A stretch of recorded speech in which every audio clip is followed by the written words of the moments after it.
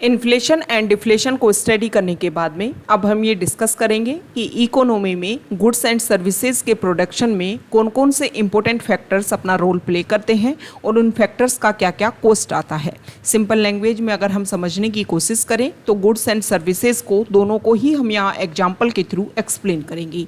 जैसे कि गुड्स का हम एग्जाम्पल ले लेते हैं कि आपको कोई मोबाइल फ़ोन चाहिए, और जो सर्विसेज हैं उसका हम एग्जाम्पल ले लेते हैं कि किसी होटल की आपको सर्विसेज चाहिए।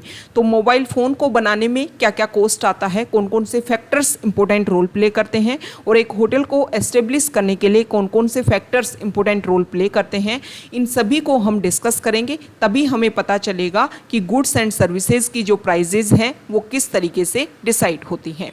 सबसे पहले बात करें अगर हम मोबाइल फ़ोन की, तो मोबाइल फ़ोन को बनाने के लिए आपको सबसे पहले एक फैक्ट्री की ज़रूरत होगी, और फैक्ट्री को अगर आपको एस्टेब्लिश करना है तो उसके लिए आपको लैंड चाहिए, वहाँ पर काम करने के लिए लेबर चाहिए, वहाँ पर कैपिटल चाहिए आपको। सबसे इम्पोर्टेंट बात, किसी भी प्रोडक्ट को बनाने के लिए, किसी भी गुड्स एंड सर्विसेज को एस्टेब्लिश करने के लिए जो भी मशीनरी और जो भी रॉ मटेरियल यूज़ किया जाता है उसको कैपिटल में इंक्लूड किया जाता है, और वहाँ पर आपको एक एंटरप्रेन्योर चाहिए जो अपना मनी वहाँ पर इन्वेस्ट कर सके।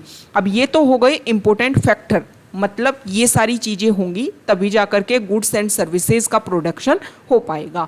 अब ये सारी चीज़ें इन्वेस्ट की जाती हैं तो इनका कुछ ना कुछ कॉस्ट भी होता है। जैसे कि लैंड अगर आपने यूज़ की है तो उसका आपको रेंट देना होता है, लेबर अगर काम करती है तो वेजेस देने होते हैं, कैपिटल जो आपने वहाँ पर लगाई है उसको इंटरेस्ट देना होता है उसका, और एंटरप्रेन्योर जो है जिसने अपना मनी इन्वेस्ट किया है वो उस प्रोडक्ट से कुछ ना कुछ प्रॉफिट भी चाहिएगा। तो जब भी फैक्ट्री से कोई भी प्रोडक्ट बाहर आता है तो इन सारे पॉइंट्स के बेसिस पर उस प्रोडक्ट का प्राइस जो है वो डिसाइड होता है, और ये जो प्राइस होता है उस प्रोडक्ट का वो होता है फैक्टर कॉस्ट। सेम इसी तरीके से आप किसी होटल के एस्टेब्लिशमेंट को भी इस तरीके से स्टडी कर सकते हो, तभी जाकर के कोई होटल जो है वो अपनी सर्विसेज का प्राइस डिसाइड कर पाता है कि इतना मेरा खर्चा हुआ है और ये जो कॉस्ट है ये तो मेरा एक मिनिमम होना ही चाहिए। अब जैसे ही गुड्स एंड सर्विसेज फैक्ट्री से बाहर आते हैं एक प्रोडक्ट के रूप में, तो उस पर गवर्नमेंट जो है वो अपना कुछ टैक्स अप्लाई कर देती है, तो इसके थ्रू जो है वो फाइनल मतलब मार्केट वैल्यू जो है किसी भी प्रोडक्ट की वो इससे डिसाइड होती है। लेकिन कभी कभी हम ये देखते हैं कि गवर्नमेंट जो है वो किसी किसी प्रोडक्ट पर कुछ सब्सिडी भी देती है, मतलब कुछ छूट भी देती है, जिससे क्या होता है जो प्रोडक्ट का जो प्राइस है उसमें से हम सब्सट्रैक्ट कर देंगे सब्सिडी को, और इससे जो मार्केट वैल्यू जो है वो किसी भी प्रोडक्ट की डिसाइड होती है। तो अब ये आप समझ गए होंगे कि गुड्स एंड सर्विसेज की जो वैल्यू है, वो जो प्राइस है मार्केट वैल्यू, जो फैक्ट्री प्राइस है वो किस तरीके से डिसाइड होती है। अब हम डिस्कस करेंगे कि कोई भी प्रोडक्ट का जब प्रोडक्शन होता है तो उसको उस प्रोडक्ट को कौन कौन से सेक्टर में रखा जाता है, क्योंकि जब हम जीडीपी को काउंट करते हैं किसी भी कंट्री को तो उसमें हम स्पेसिफिक देखते हैं कि इस जीडीपी में प्राइमरी सेक्टर का कितना रोल है, सेकेंडरी सेक्टर का कितना रोल है, एंड टर्शरी सेक्टर का कितना रोल है। तो ये सेक्टर होते क्या हैं।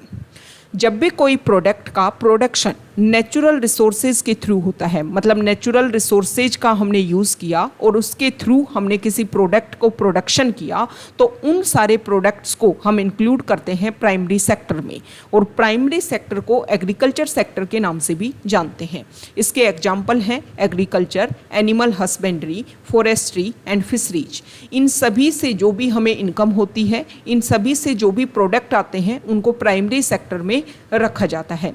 सेकेंडरी सेक्टर वो सेक्टर होता है जिसको इंडस्ट्रियल सेक्टर के नाम से भी जानते हैं, और इस सेक्टर में रॉ मटेरियल के रूप में हम यूज़ करते हैं जो प्राइमरी सेक्टर से जो प्रोडक्ट निकलता है, मतलब प्राइमरी सेक्टर से जो प्रोडक्ट निकला इसको हम सेकेंडरी सेक्टर में रॉ मटेरियल के रूप में यूज़ करते हैं, और फिर उस रॉ मटेरियल का यूज़ करके हम एक फाइनल प्रोडक्ट बनाते हैं, और इसको उन सारे प्रोडक्ट्स को हम रखते हैं सेकेंडरी सेक्टर में। जैसे कि जो हमारी इंडस्ट्रीज होती हैं वो सेकेंडरी सेक्टर में आती है। सबसे इम्पोर्टेंट बात, माइनिंग और इलेक्ट्रिसिटी का जो प्रोडक्शन होता है वो सेकेंडरी सेक्टर में आता है। अगर हम डेफिनेशन के बेसिस पर देखें तो माइनिंग और इलेक्ट्रिसिटी का प्रोडक्शन जो है वो प्राइमरी सेक्टर में आना चाहिए, लेकिन इनको सेकेंडरी सेक्टर में इंक्लूड किया जाता है। प्राइमरी सेक्टर में क्यों आना चाहिए? क्योंकि माइनिंग आप सभी को पता है जो मिनरल्स होते हैं वो हमारे नेचुरल रिसोर्सेज होते हैं, और नेचुरल रिसोर्सेज और इलेक्ट्रिसिटी का प्रोडक्शन आप किसी वाटर से या तो प्रोडक्शन कर रहे हो, या फिर विंड से प्रोडक्शन कर रहे हो, या फिर सोलर एनर्जी के थ्रू प्रोडक्शन कर रहे हो, तो ये सारे क्या हो गए? नेचुरल रिसोर्सेज हो गए। तो जो हमारी डेफिनेशन है उसके बेसिस पर तो ये प्राइमरी सेक्टर में आने चाहिए, लेकिन इनको सेकेंडरी सेक्टर में इंक्लूड किया जाता है। अब बात आती है टर्शरी सेक्टर की, और जो सर्विस सेक्टर है उसको सर्विसेज को टर्शरी सेक्टर में रखा जाता है। मतलब जैसे कि इंश्योरेंस सेक्टर हो गया, बैंकिंग हो गया, होटल्स हो गया, ट्रांसपोर्ट हो गया, इन सभी को टर्शरी सेक्टर में रखा जाता है। सबसे इम्पोर्टेंट बात ये है कि हमारे इंडिया में मैक्सिमम पॉपुलेशन जो है वो प्राइमरी सेक्टर पे डिपेंडेंट है, लेकिन प्राइमरी सेक्टर का जीडीपी में जो रोल है वो काफ़ी कम है।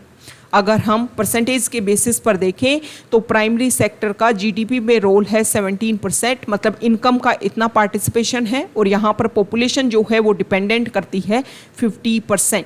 तो इसी से आपको पता चलता है कि हमारे इंडिया में जो फार्मर्स की कंडीशन है वो इतनी कम, इतनी जो डिग्रेडेड स्टेज में क्यों है। उसका मेन रीज़न ये है कि पॉपुलेशन ज़्यादा है और जो इनकम है वो कम है।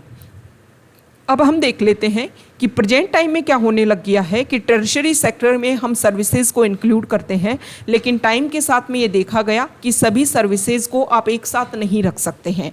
कुछ इंटेलेक्चुअल सर्विसेज होती हैं जिनको हमें इंक्लूड करना चाहिए किसी अलग सेक्टर में, और इसीलिए जो क्वाटरनरी सेक्टर जो है वो बनाया जाने लग गया। अब इसमें कौन कौन सी सर्विसेज इंक्लूड की जाएंगी? जैसे कि हायर एजुकेशन, ओके, रिसर्च, ये सारी जो सर्विसेज हैं उनको क्वाटरनरी सेक्टर में रखा जाना चाहिए। और प्रेजेंट टाइम में टाइम के साथ में ये भी डिसीजन लिया जाने लगा कि क्वीनरी सेक्टर, जैसे कि पॉलिटिकल बेसिस पर या फिर किसी कंपनीज के हायर लेवल पर जो भी इम्पोर्टेंट पोस्ट होती हैं उनको हमें इस सेक्टर में इंक्लूड किया जाना चाहिए। लेकिन अगर हम ब्रॉड लेवल पर देखें तो सिर्फ 3 सेक्टर जो है वो सबसे ज़्यादा इम्पोर्टेंट होते हैं, primary sector, secondary sector and tertiary sector. तो ये कुछ इंपॉर्टेंट फैक्ट्स हैं जो हमें एक बेसिक अवेयरनेस क्रिएट करते हैं इकोनॉमी को लेकर के, जो हमें क्लियरली ध्यान में होने चाहिए। Okay, thank you.